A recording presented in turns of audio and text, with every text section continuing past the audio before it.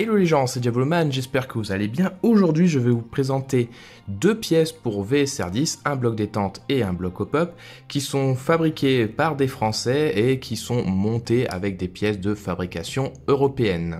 J'aimerais donc remercier dans un premier temps Simulated Phantom pour leur confiance, pour l'envoi de ces pièces, pour que je puisse les tester et vous faire un retour. Donc comme je vous dis, la grosse force de ces pièces, c'est comme c'est développé par des Français et c'est fabriqué, usiné en Europe.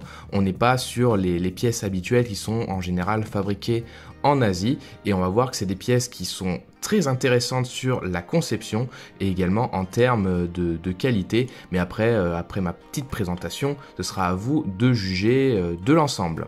On va commencer dans un premier temps par le bloc détente, donc on va voir un petit peu toute sa composition. Donc dans un premier temps, on voit l'extérieur, c'est du corps en impression 3D mais qui est relativement épais. Ça respire la solidité, il n'y a pas de souci là-dessus. Et il va être composé, on va dire, de 5 éléments. On va, dans un premier temps, je vous ai dit, il va y avoir le corps, et tout avec les axes pour les différentes pièces à l'intérieur.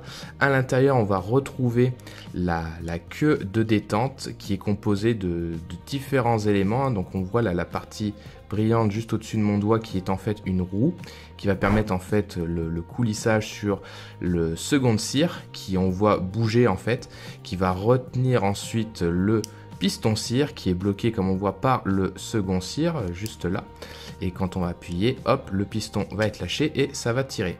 La particularité de ce bloc détente et que je trouve vraiment fun, c'est que habituellement tous les blocs détente ça va fonctionner avec des ressorts notamment pour le piston cire, et ici c'est grâce à deux aimants, qu'il y en a un ici et un là, qui va servir en fait au retour en position neutre du piston cire, ce qui va permettre vraiment un truc assez souple et qui donne vraiment je trouve le principe vraiment fun là pour le coup. D'habitude c'est avec des ressorts hautes, là vraiment le ressort, je trouve ça vraiment fun. Pour le second cire, ça va fonctionner avec un ressort qui est en dessous. Donc quand vous allez recevoir que ce soit le bloc détente ou le bloc hop-up, vous allez avoir une notice avec les différentes pièces. Donc on voit ici le bloc détente avec la roue, le second cire avec le ressort qui permet la rétention, et le piston cire qui se trouve là. Et également vous allez avoir les vis pour les fixer sur la réplique. Je vais vous faire la démonstration.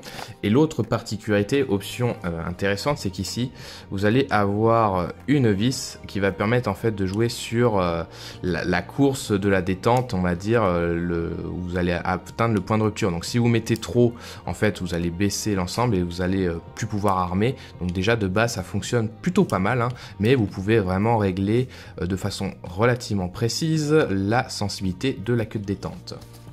Donc là, pour installer, tout simplement, vous mettez le bloc sur, comme ici, vous mettez les deux vis ici et ici, et vous récupérez également, parce que là j'ai le petit lot avec le bloc hop-up, vous récupérez, comme on peut voir ici, le spring guide stopper. Alors je vais faire la mise au point, qui est en acier. On voit déjà quelques rayures suite à l'utilisation. Donc là ça va être côté spring guide, donc vous le mettrez comme ceci, dans le bloc détente, là. Et comme ça, le tout sera prêt à être utilisé. Je vous ferai mon retour bilan à la fin de la vidéo, que ce soit le bloc détente ou le bloc hop-up. Et également, avant de passer sur le bloc hop-up, donc là on avait la version qui était avant avec élastique, parce que là on est sur une Gen 2, donc qui utilise les aimants pour le retour du piston cire. Là avant, la première Gen c'était des élastiques, donc si vous avez la notice que vous voyez cette vis et l'histoire des élastiques, n'y prêtez pas attention, c'était sur l'ancienne version. Ensuite, le bloc hop-up, il y a beaucoup plus de choses à dire contrairement au bloc détente, parce que il y a vraiment plusieurs options.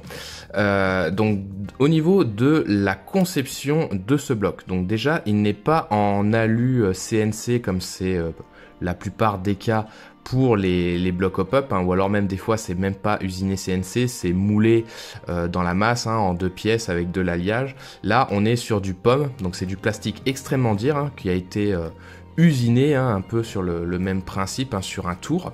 Donc là on voit un petit peu les rayures si on regarde vraiment au détail, mais en tout cas ça respire la solidité, hein. Franchement c'est pas un plastique qui semble fragile, hein. C'est un gros bloc massif, hein, dont il y a pas de jeu, donc là-dessus il n'y a aucun problème. Et on va voir plein de petites vis ou autres, hein, donc justement je vais vous détailler. On va sans doute même monter ensemble le bloc hop-up sur le canon pour voir un petit peu son installation. Alors, au niveau de l'appui, c'est que ce bloc hop-up, il va avoir deux possibilités. Soit vous ferez le réglage en enlevant le chargeur et en tournant cette vis ici, hein, qui va jouer en fait sur le levage du bras d'appui. Donc il y aura cette option là, ou vous aurez l'option TDC. Alors ça dépendra peut-être aussi des versions. Ce que j'ai vu avec 6 mm Phantom, il y aura peut-être deux options avec des tarifs différents selon si vous voulez d'abord avoir le premier tarif, vous avez le réglage par en dessous, ou une version avec la pièce au-dessus.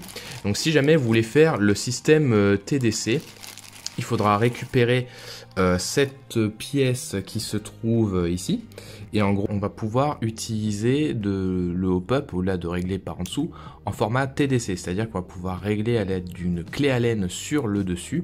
Donc pour cela, comme c'est expliqué dans la notice d'utilisation, c'est que au niveau du canon externe, il va falloir faire un trou, donc ce qui est indiqué à 129 mm à partir de la base jusqu'au bout, là où il va y avoir le trou, et sur 36 mm au niveau de l'ouverture jusqu'au sommet.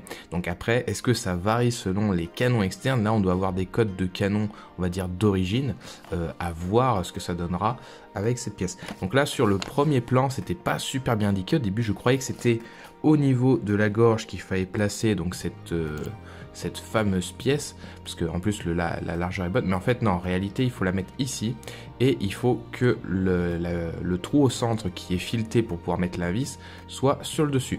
Donc une fois que vous avez installé le bloc hop-up dans la chambre, hein, je vous invite à le faire comme ceci. Vous mettez au niveau du trou si le trou est bien fait, à voir pour vous si vous faites un peu plus grand, si vous avez peur de vous rater, et vous rajoutez la vis après à partir du canon externe sur l'extérieur, et vous faites les réglages du hop-up. On va préparer l'installation de tout ça. Donc ici vous allez avoir un trou et une tige qui va servir de guide. Et en fait, vous allez avoir cette pièce qui a une encoche sur le côté. Et en gros, il va falloir placer. Donc en fait, c'est ce qui va retenir l'habit avant d'entrer dans la chambre, hein, et être armé. Il faudra ensuite utiliser ce ressort-là qui va servir en fait à la compression, mais en même temps pour permettre à la pièce de pouvoir s'enlever quand on va pousser avec le levier d'armement. Tiens, ça coince un petit peu.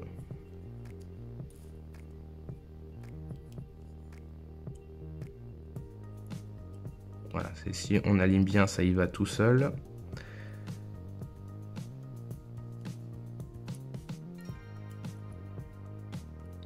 Et ensuite, il faudra utiliser, en fait, vous avez du scotch alu qui est fourni pour en fait plaquer le ressort, mais en gros, ce qui va faire la rétention, c'est le canon externe. Le scotch permet juste de ne pas perdre le ressort, parce que dès que vous allez démonter, hein, à chaque fois, il faudra changer la bande, entre guillemets, mais vous n'êtes pas obligé de mettre du scotch alu comme ceci, il suffit juste de mettre dans le canon externe et ça va tenir. Ensuite, la particularité de ce bloc hop-up, c'est que contrairement à un Action Army où il y a une encoche qu'il y a sur le joint hop-up pour que ça glisse, et bien ici c'est vraiment un tube en fait. Donc ce qu'il va falloir faire, ça va dire, c'est un petit point noir de ce bloc, c'est que l'excroissance qu'il y a, il va falloir la couper pour que ça puisse rentrer. Donc c'est chose que j'ai fait du coup sur ce joint hop-up. Donc là on voit, je me rappelle plus tout à fait le modèle, c'est un joint hop-up que j'ai acheté et qui coûtait pas très cher, juste le temps de faire cette review et on va dire sacrifier le joint du fait de couper la tétine. Donc là on est sur un canon Morpheus de chez Stalker, et donc ce qu'il va falloir faire, c'est que là la tétine qui normalement dépasse, et bien il va falloir la couper. Alors j'ai pas coupé de sa façon très propre, on le voit surtout ici sur ce côté, mais après mes tests ça fonctionne quand même relativement bien. On n'a pas une étanchéité à 100%, mais au vu des résultats que j'ai eu au niveau du tir, c'est vraiment pas grave. Donc là on a placé le joint et on a découpé de ce côté. Et vous pouvez mettre un tout petit peu de lubrifiant pour que ça rentre mieux dans l'ensemble, et vous insérez le canon et le joint hop-up. Ensuite, pour l'installation, ici vous allez avoir cette vis qui est expliquée juste là. Et en gros, elle va au niveau de la rainure du canon, il va falloir choper la rainure pour qu'en fait on soit sûr que le canon soit bien centré. Donc c'est une option qui est vraiment pas mal, qui est bien pensée pour le coup. Alors est-ce que la clé Allen fournie? Non, elle n'est pas de la bonne taille. Donc on va visser jusqu'à tomber sur la butée. Donc là je commence à avoir une petite résistance. J'essaie de voir si je peux pivoter ou pas le canon. Vu que c'est une pointe. Donc là il y a du jeu effectivement, donc je dois être pas mal.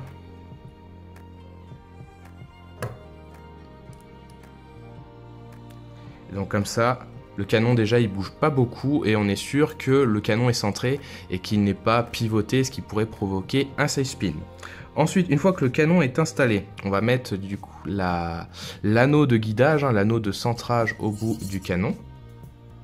On le fait passer. Et pour que ça ne bouge pas, on va également visser. Alors il faut encore une autre clé, décidément, qui va permettre en fait à cet anneau de centrage de ne pas bouger. Voilà, comme ça il risque pas de s'enlever.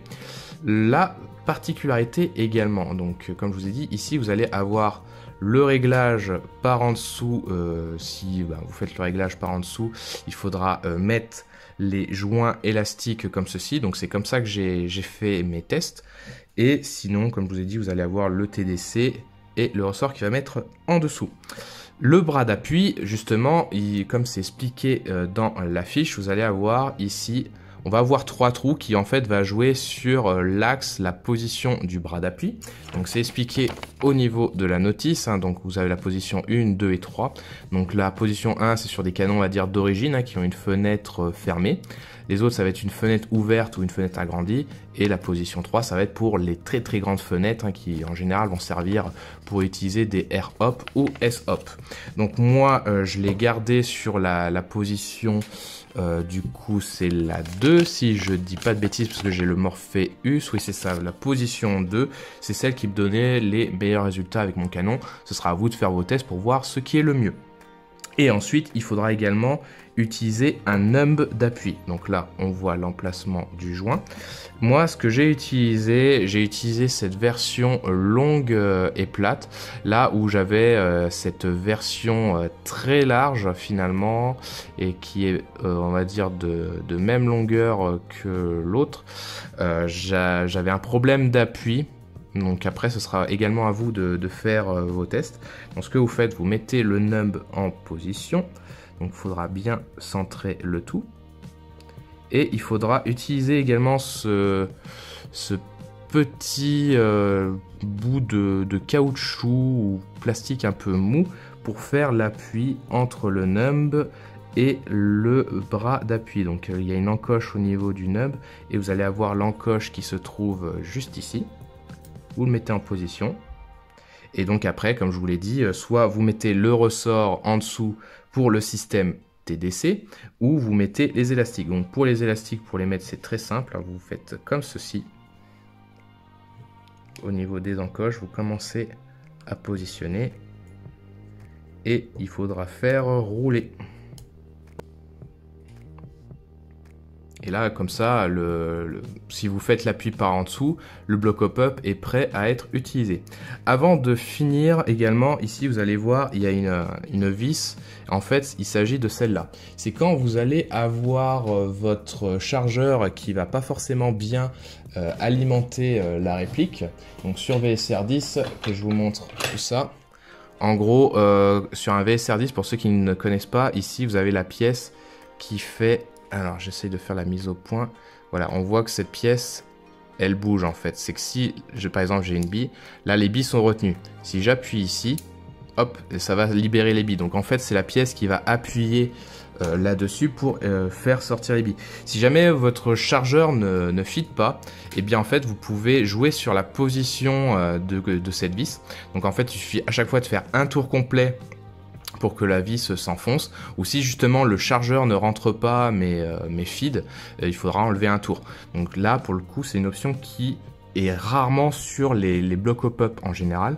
C'est le seul à ma connaissance qui propose cette option et qui permet normalement d'être compatible avec la plupart des chargeurs du marché. Donc ensuite, une fois que vous allez mettre ça dans la réplique ou autre, il faudra également placer, alors là pour le coup moi j'ai un hop-up blocker de chez Maple Leaf. Eh bien il faudra le placer comme ceci sur le canon externe pour le maintenir, et les vis, il n'y a aucun problème, hein, donc ça se visse ici et ici, et comme ça le tout sera bien centré et bien maintenu dans la réplique. Si jamais vous voulez faire le système TDC, alors du coup moi ce que je vous conseille de faire, c'est vous faites le trou, faut espérer que vous ayez bien centré, que vous ayez bien fait ça, vous insérez la réplique avec cette pièce à l'intérieur, et cette vis qui va servir en fait au réglage et en fait à appuyer sur le bras d'appui, vous la mettez après, vous la mettez côté extérieur, parce que si jamais vous essayez de l'insérer, le souci c'est qu'elle va sans doute dépasser et être trop large pour le canon externe. Donc quand vous aurez fait le trou, au moins si ça dépasse légèrement, ça ne va pas gêner. Voici pour mon petit conseil. Également, avant de remonter, vérifiez bien en regardant à travers le trou. Là le canon va être trop long, mais en gros vous appuyez, vous regardez dans le trou pour voir si l'appui se fait bien de base. C'est un des premiers soucis que j'ai eu, c'est qu'en fait j'ai monté en me disant que ça allait passer, et j'avais beau essayer de rajouter du hop-up, et bien en fait le bras d'appui ne s'enfonçait pas, et ça faisait qu'il n'y avait pas de hop-up. Voilà pour les petits points de vigilance. Je vous propose de voir les tests de tir que j'ai réalisés avec et de faire le bilan sur ces pièces.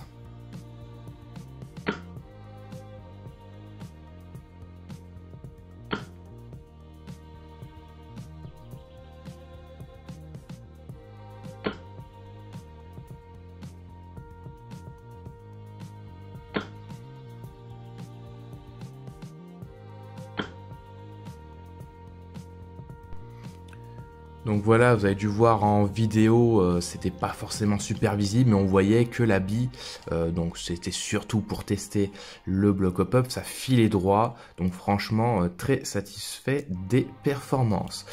Pour conclure, je vais d'abord commencer par le bloc détente, on passera sur le bloc hop-up.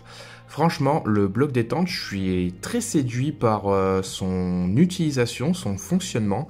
Alors bon, c'est très simple à mettre en place, ça s'arme sans souci, on sent bien le mur avant que ça parte, et ça part tout de suite. C'est relativement souple à l'utilisation, donc aucun problème là-dessus. Un gros point positif également, c'est que j'ai trouvé que il a vachement réduit le bruit du tir, parce que j'avais remarqué, c'est que moi j'utilise une Springer Custom Works, que vous pouvez voir ici, et le problème de la Springer Custom Work, c'est que je trouve le tir est un peu plus bruyant, parce que je pense que le Spring It Stopper n'est pas totalement solidaire du bloc, et ce qui va faire que le tir est un peu plus bruyant, là où c'est sans doute plus solidaire, et peut-être que comme c'est moins ouvert sur le dessus, on va juste avoir ces trous là, et c'est beaucoup moins creux, et peut-être aussi la matière en impression 3D va étouffer un peu plus le bruit. J'ai trouvé que le tir était beaucoup plus silencieux que avec ma Springer Custom, donc vraiment un gros point positif pour ce bloc détente, qui est compris entre 60-70 €, donc franchement quand on compare à ce qu'on trouve sur le marché, c'est vraiment pas déconnant. Le moins cher, je pense, c'est la GJ Airsoft, et encore elle coûte moins cher parce qu'il faut monter soi-même le bloc, et après tout au-dessus, vraiment des bons gros blocs détente bien solides, on va largement dépasser les 80 voire 100 €, hein. Donc franchement, si je devais remonter un VSR 10, je pourrais éventuellement craquer pour ce bloc détente là. Alors un petit point aussi que j'ai montré aussi à 6 mm Phantom.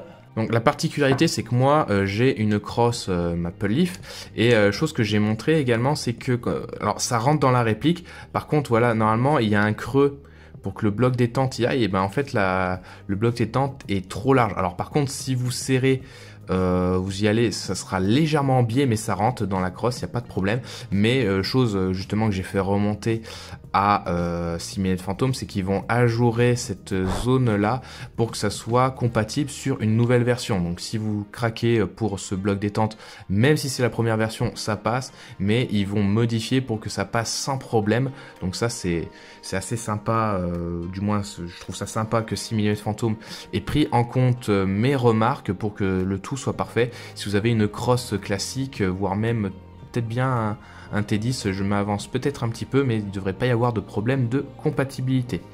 Donc encore merci à 6000 Phantom pour l'envoi de ce bloc détente. Pour ce qui est du bloc au pop, alors je dirais que moi ce qui me gêne un petit peu, c'est de devoir couper la tétine du coup des joints au pop. Je serais sans doute 100% satisfait s'il y avait une encoche pour que ça rentre sans problème et que du coup on ne soit pas obligé de couper tout ça. Sinon pour le reste, je trouve le bloc hop-up relativement complet, que ce soit pour le verrouillage du canon, la possibilité de réglage. Par contre c'est vrai que le réglage par en dessous, c'est également le cas sur le Action Army que j'ai depuis un moment, hein. Tu es obligé d'enlever le chargeur pour les réglages. Après on peut aussi faire TDC, c'est juste que ma tourelle en fait par rapport à l'Action Army est trop en arrière, donc c'est dommage, j'ai pas pu le faire, mais sinon voilà, c'est un très bon bloc hop-up qui, comme je dirais, c'est un bloc hop-up exigeant, c'est-à-dire que si vous savez pas bidouiller, vous savez pas couper ça à peu près correctement un joint, c'est sûr que vous allez vous sentir perdu. Donc je dirais que c'est le bloc hop-up pour ceux qui savent à peu près bidouiller une réplique et qui cherchent quelque chose de relativement efficace, hein, parce que là, comme je vous dis, vous pouvez régler aussi l'axe du bras d'appui. Donc vraiment, vous avez sans doute le bloc hop-up le plus complet sur le marché. Et c'est de conception française et fabrication européenne, que ça soit le bloc hop-up et le bloc détente. Sinon oui, je dirais faut être attentif lors du montage. La première fois je m'étais fait surprendre où je n'avais pas du tout d'effet hop-up. Si vous faites attention, il n'y a aucun problème, ça lève sans difficulté de la bille lourde et vous avez des réglages minutieux, des réglages précis qui vous donneront le meilleur de soi. Après, c'est vrai que c'est ce genre de pièces qu'il faudrait tester sur le long terme, mais je pense que voilà, le fait qu'il soit en plastique et pas en métal, c'est une plus-value, comme je vous ai déjà dit au début, sur le temps froid. Le joueur en pop risque pas de subir le fait des grosses températures et qui pourraient perturber à chaque fois les tirs. Donc pour conclure, c'est deux pièces que je recommande pour ceux qui veulent des pièces, du coup comme je vous le répète encore une fois, de conception française et fabriquées en Europe, contrairement à toutes les pièces qu'on trouve sur le marché qui sont en généralement faites en Asie. Là ça permet de soutenir un petit peu plus le marché local entre guillemets, et en plus c'est d'excellentes pièces au niveau de la conception, donc je recommande grandement. Si vous êtes intéressé, du coup je vous invite à aller voir la page de 6000 Phantom, au-delà de ces pièces là il y a des choses très très intéressantes, on en reparlera sans doute dans la chaîne un petit peu plus tard, et si jamais vous avez craqué pour ces pièces, je vous invite à aller voir leur page si vous êtes intéressé pour l'achat. Pièces que comme je vous dis, je recommande, c'est quelque chose qui, si je devais remonter un VSR 10, je prendrais certainement. C'est très très bien conçu et au moins il va y avoir des modifications, je pense, au fur et à mesure des retours client. D'ailleurs si vous l'avez, vous pouvez très bien, si vous décidez de le prendre, vous pouvez très bien faire un retour à 6000 Phantom pour aider au développement de ces pièces là, et c'est quelque chose que je trouve assez agréable en tant qu'utilisateur, de pouvoir faire des retours comme ça aux fabricants pour qu'ils puissent prendre en compte nos remarques. Je remercie encore une fois 6000 Phantom pour sa confiance, et puis pour l'envoi de ces pièces. Je vous invite encore une fois à aller sur leur page parce qu'il est possible qu'il y ait un concours qui s'organise pour gagner des pièces grades comme ça pour VSR 10, peut-être même d'autres choses. Ça vous permettra de ne pas rater cet événement s'il a lieu. Je vous dis à très bientôt pour d'autres vidéos. N'oubliez pas le pouce bleu pour soutenir la chaîne et je vous dis à très bientôt pour d'autres vidéos. La bise!